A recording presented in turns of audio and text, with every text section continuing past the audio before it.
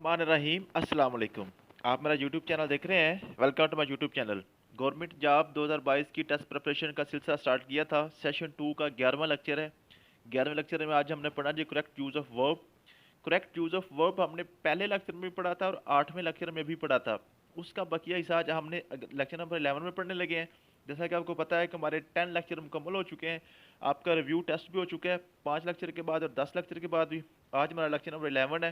तो नेक्स्ट इंशाल्लाह ताला जब आपके 15 लेक्चर मुकम्मल हो जाएंगे तो फिर दोबारा हम रिव्यू टेस्ट लेंगे और रिव्यू टेस्ट हमारा पूरे 15 लेक्चर्स का होगा। ठीक है जी। तो ये जी इंग्लिश है। इंग्लिश के ये मैंने 10-11 आपके सामने सेंटेंस लिखे हैं। I had to clean the room.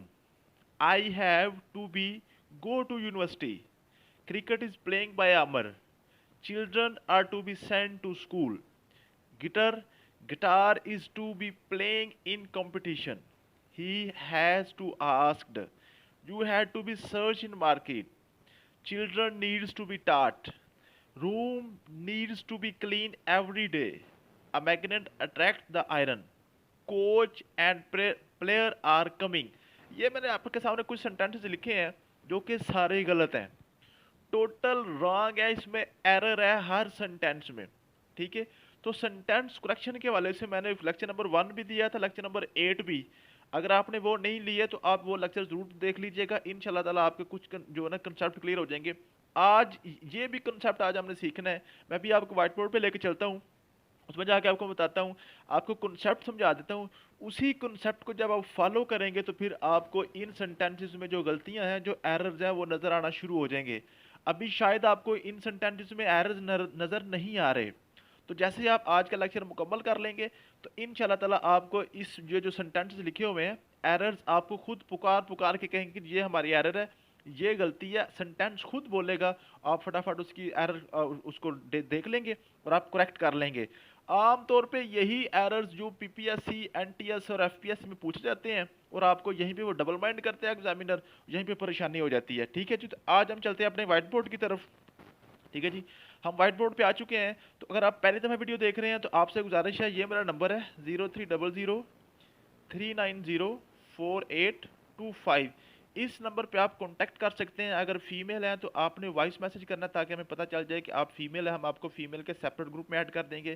Female के नंबर की प्राइवेसी जो हमारी होती है वो हम प्रायोरिटी पे रखते हैं। आपकी प्राइवेसी को मेंटेन रखते हैं। आपको मेल के ग्रुप में मेल फीमेल मिक्सिंग हम नहीं होने देते। ठीक है जी। इसके अलावा मेल के ग्रुप हमारे अलहदा हैं, फीमेल के अलहदा हैं। और फीमेल ग्रुप में हमारी टीचर्स भी फीमेल हैं। ठीक है। हर ग्रुप में फीमेल टीचर्स भी मौजूद हैं जो आपको स्टडी करवाती हैं ईच एंड एवरीथिंग। कोई भी गवर्नमेंट जॉब है, वन पेपर एमसीक्यूज जो आपका है जी, वन पेपर एमसीक्यूज 100 मार्क्स का जो होता है ना जनरल सीट्स के लिए, वो इंशाल्लाह ताला आपका हम क्लियर करवा देते हैं। ठीक है जी। तो चलते हैं आज के लेक्चर की तरफ। तो पहले और जो ना 8वें लेक्चर में मैं आपको बताया था, लेक्चर 1 एंड लेक्चर 8 में आपको मैंने बताया था कि correct use of verb first form जो थी ना, वर्ब की पहली फॉर्म कब कब यूज होती है, वो मैंने आपको बताया था। अगर आपने वो लेक्चर नहीं देखे तो वो दोनों लेक्चर्स के लिंक मैं डिस्क्रिप्शन में दे रहा हूँ, आपने डिस्क्रिप्शन से देख लेने हैं। अगर डिस्क्रिप्शन से आपको ना मिले तो आप मेरी चैनल की प्लेलिस्ट खोलें। प्लेलिस्ट में आपको सेशन 2 प्रेपरेशन के नाम से प्लेलिस्ट मिल जाएगी, सेशन 2 प्रेपरेशन। ठीक है जी। तो आप उसको खोलेंगे तो आपको सीक्वेंस से सारे लेक्चर्स मिल जाएंगे। सबसे पहले ओरिएंटेशन लेक्चर होगा, फिर लेक्चर नंबर 1 होगा, फिर लेक्चर नंबर 2, लेक्चर नंबर 3, इस तरह आपको सारे लेक्चर देख लेंगे। तो 1 और 8 को देख लीजिएगा। इंशाल्लाह ताला आपका जो करेक्ट यूज ऑफ वर्ब की फॉर्म 1 है ना, वो भी आपकी क्लियर हो जाएगी। आज हमने पढ़ना जी करेक्ट यूज ऑफ वर्ब की फॉर्म नंबर 3, थर्ड फॉर्म आपने कब यूज करनी है। ठीक है जी।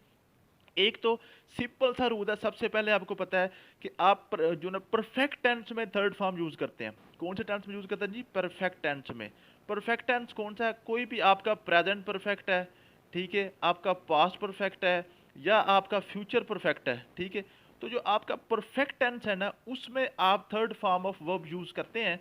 इसमें उसकी निशानी क्या होती है? उसकी सिंपल सी उसकी निशानी ये होती है, हैज, हैव या हैड, या उसके बाद विल हैव।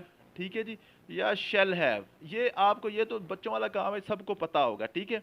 हैज आ जाए, हैव आ जाए, हैड आ जाए, विल हैव आ जाए, या शेल हैव आ जाए, विल हैज आ जाए, शेल हैज, तो इस तरह का आ जाए तो आपने क्या करना है? हमेशा थर्ड फॉर्म यूज करनी है। इसकी थोड़ी सी मैं आपको एग्जांपल देता हूँ, उसके बाद हम नेक्स्ट चलते हैं जो आज का मेन हमारा टॉपिक है। तो नेक्स्ट हम अपने पढ़ना है। फॉर एग्जाम्पल कहता है जी, Ali has played a match, ठीक है जी। For example Ali has played a match, तो हैज़ आ गया तो आपको पता चल गया फटाफट जिसमें आपने थर्ड फॉर्म लगानी है। फॉर एग्जाम्पल मैं कहता हूँ जी आमिर हैज़ कम, तो आपको क्या पता पता चल गया, जब जब भी हैज़ आ गया तो आपने क्या करना है जी, कम थर्ड फॉर्म लगा दिया, ठीक है। इसी तरह अली हैड गोन, क्या मतलब है, ये हैड आ गया ना, विल हैव आ जाए, शेल हैज आ जाए, तो हैव हैज हैव जहां पर भी आपको नजर आए आपने क्या लगा देना है जी, क्या लगा देना है, थर्ड फॉर्म लगा देनी है, ठीक है। नेक्स्ट हम अब आज हमने क्या करना है, नेक्स्ट हमने करना है जी, अगर आपको पैसिव वाइज जो है ना सेंटेंस मिल जाए, पैसिव वाइज सेंटेंस, तो हमेशा आपने थर्ड फॉर्म यूज करनी है। अब इस सबसे मुश्किल, इसमें सबसे बड़ी मुश्किल ये है कि हमें कैसे पता चलेगा कि दिया हुआ सेंटेंस जो है ना वो पैसिवाइज है। फॉर एग्जाम्पल मैं कहता हूं Ali is playing cricket, for example ये आपके पास एक सेंटेंस है, ठीक है।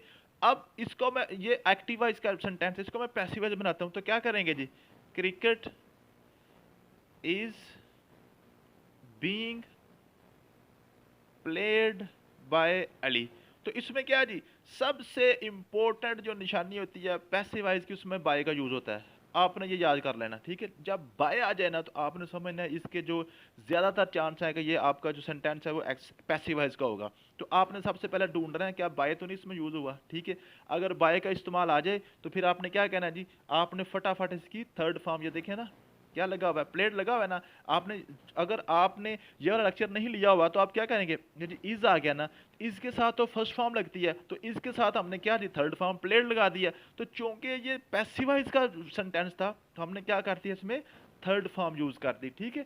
तो ये देखें, ये अली इज प्लेइंग, ये क्या जी, इसके साथ फर्स्ट फॉर्म के साथ आईएनजी लगा दिया ना, ठीक है। तो जब आप फर्स्ट फॉर्म एक्टिव में करते हैं तो फर्स्ट फॉर्म लगाते हैं, अगर आप पैसिवाइज का कोई भी सेंटेंस आपके साथ आ जाता है, पैसिवाइज में इज यूज हो जाए, वाज आ जाए, फॉर एग्जांपल क्या जी, cricket was played by Ali, for example ये आ जाता है। तो फिर वाज के साथ जी थर्ड फॉर्म कैसे आ गई, भाई थर्ड फॉर्म इसलिए आ गई कि इसमें बाय का इस्तेमाल हुआ है ना, तो बाय क्या इसकी किस कहाँ पे यूज होता है, पैसिवाइज जुमले में इस्तेमाल होता है, पैसिवाइज सेंटेंस में होता है, तो आपने क्या लगा दिया, हमेशा थर्ड फॉर्म लगा दी। तो इस तरह का क्वेश्चन आ जाता है। फॉर एग्जांपल वो कहता है जी क्रिकेट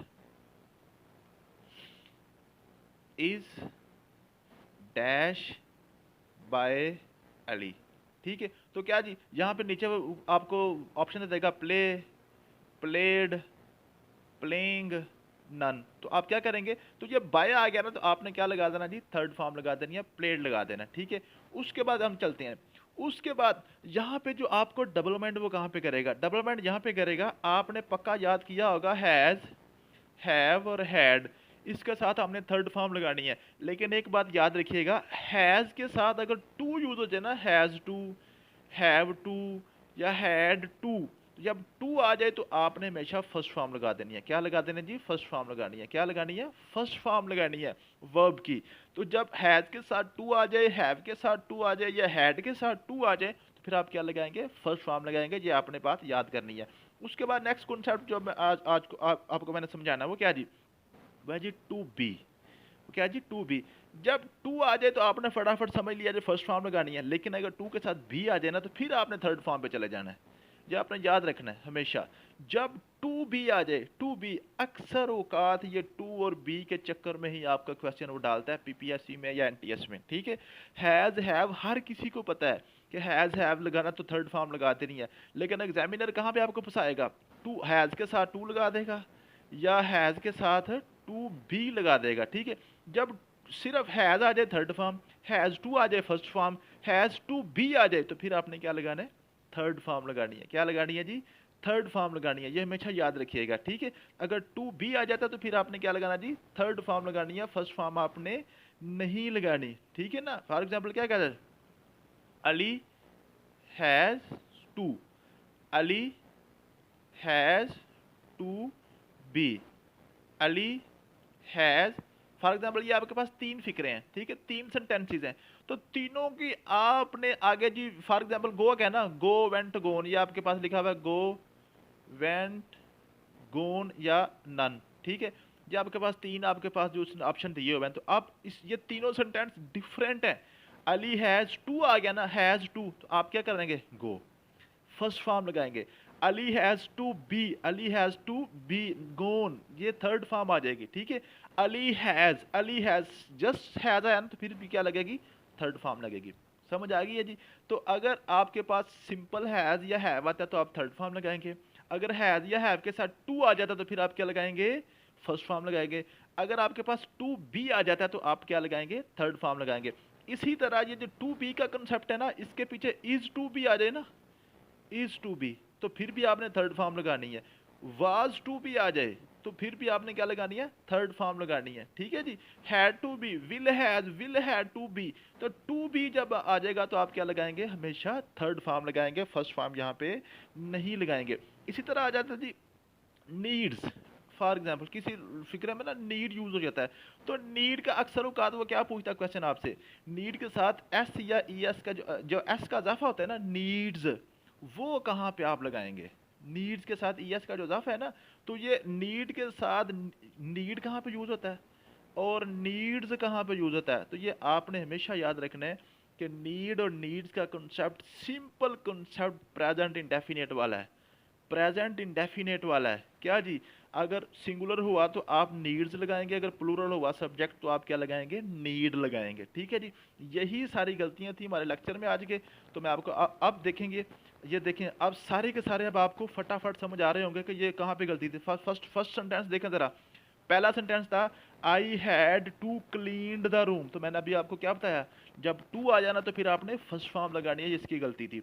दूसरा सेंटेंस देखें, I have to be go to university, तो क्या जी टू बी आ गया ना, तो जब टू बी आ गया तो फिर आपने क्या लगाना था, थर्ड फॉर्म लगानी थी, गोन आना था, यहाँ पे गो आ, गलती होगी ना, ठीक है। क्रिकेट इज प्लेइंग बाय आमर, तो आप देखें ना, बाय आ गया ना, बाय आ गया तो आपको फटाफट समझ जाना चाहिए, तो ये तो बाय आ गया भाई, ये तो पैसिवाइज है, तो प्लेड आना था, प्लेइंग यहाँ पे नहीं आना था। ये सारे सेंटेंस देखिएगा, अगर मैं आपको फटाफट ये एक एक करवाना बैठूंगा तो बड़ी लंबी वीडियो हो जाएगी। इसकी आंसर की भी इंशाल्लाह ताला आपके साथ शेयर कर दी जाएगी, ठीक है। तो आपने पहले इसको खुद करना है। अगर आपने लेक्चर अच्छे तरीके से सुने, अच्छे तरीके से गौर किया, तो आपको ये सारे के सारे सेंटेंस आप खुद कर लेंगे, ठीक है। अगर ना हुए तो आप अपने ग्रुप एडमिन से मेरे से आप डिस्कस कर सकते हैं। इंशाल्लाह ताला उम्मीद है कि आपको वर्ब की जो ना थर्ड फॉर्म फर्स्ट फॉर्म इसके हवाले से आपको क्रिस्टल क्लियर हो चुका होगा। नेक्स्ट का जो आज का हमारा टॉपिक है वो है जी जनरल नॉलेज। जनरल नॉलेज, क्योंकि आपको पता है कि हमने क्या स्टार्ट किया हुआ है जी, कैपिटल स्टार्ट किए हुए हैं। तो ये कैपिटल मैंने हमारे ए बी और सी हो गया था, आज हमने डी ई और एफ, ये जो डी से जो स्टार्ट हो रहे हैं मुल्क और ई से जो स्टार्ट हो रहे हैं और एफ से स्टार्ट हो रहे हैं, इनके मैंने कॉन्टिनेंट्स और इनके जो कैपिटल्स हैं ये लिख दिए हैं। आप इनको आस्ता आस्ता साथ साथ याद करते जाएं, क्योंकि कैपिटल का क्वेश्चन तो एक लाजमी आना होता है, मस्ट होता है कैपिटल का क्वेश्चन, तो आपने याद करना होता है। तो हमने इसको अल्फ़ाबेटिकली लिखा हुआ है, तो आज हमने डी ई और एफ वाले लिख दिए हैं, तो ये भी आप साथ याद कर लीजिएगा। तो इंशाल्लाह ताला उम्मीद है कि आपका जो पीपीएससी और एफपीएससी के वाले से कोई भी टेस्ट जब आपका आ रहा है तो इंशाल्लाह ताला वो क्लियर हो जाएगा। थैंक यू सो मच, मिलते हैं नेक्स्ट वीडियो में। अल्लाह हाफिज़।